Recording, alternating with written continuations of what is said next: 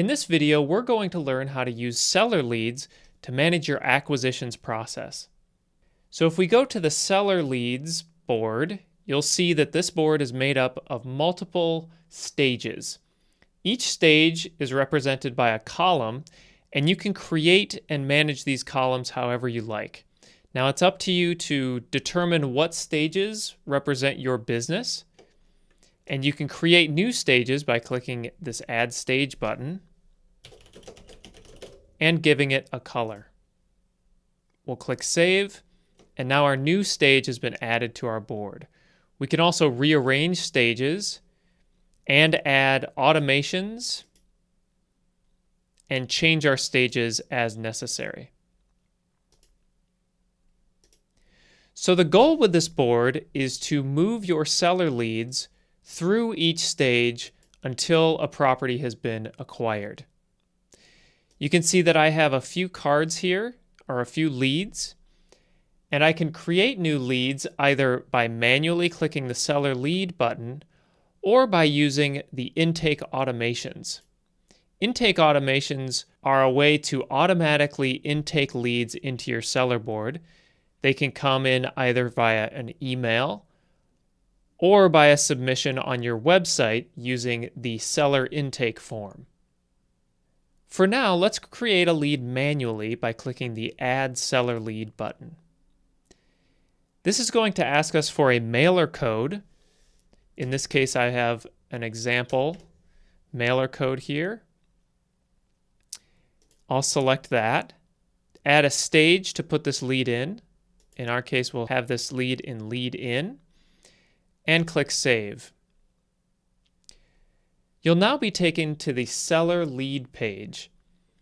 And because I added this lead via a mailer code, I have the campaign that this mailer code came from.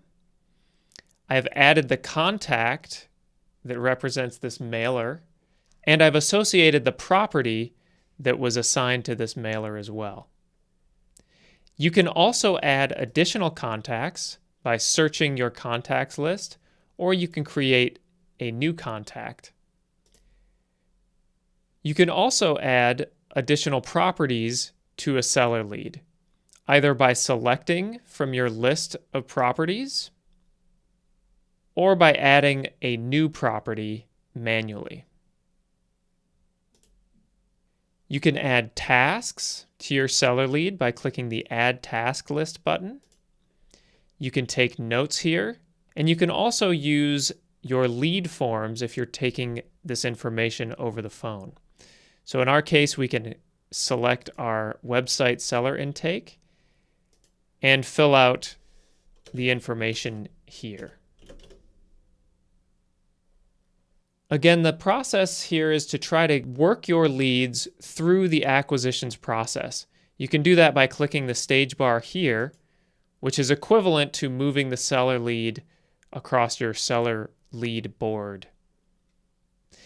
Now, once you have gotten confirmation that you're going to purchase this property, we can mark the seller lead as 1 by clicking the 1 button. This will ask us for a purchase date and a purchase price. We'll say $5,000. Click Save. And now this lead has been marked as 1, and our property has been marked purchased. You'll also notice that the seller lead has been removed from our default board, but if we want to see that lead again, we can filter our leads by the 1 status. And now we can see that we still have our lead visible there.